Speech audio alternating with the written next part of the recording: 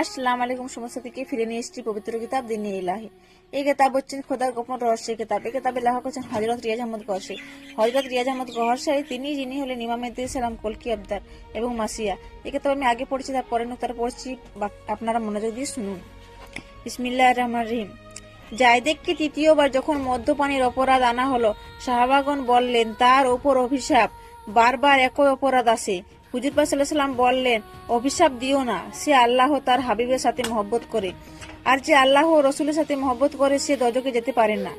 নিঃসন্দেহ আল্লাহ সমগ্র মাখলুককে ভালোবাসেন করেন এবং সব মাখলুকের প্রতি খেয়াল রাখেন। অক্ষম পোকাকেও পাথরের ভিতরে আহার পচান, তবে যেভাবে আবদ্ধ সন্তানদের শাস্তি ও ত্যায্য করা হয়, সেভাবে অহংকারী ও অমান্যকারীদের জন্য তিনি কাহার অর্থাৎ কঠোর হয়ে যান। বাকি নুক্তাটা কালকে পড়ে শোনাবো। আপনারা যদি কিতাব থেকে পড়তে চান তাহলে চলে আসুন ইউটিউব আলমা টিভি চ্যানেল, পরীক্ষা করে দেখুন। আল্লাহ হাফিজ।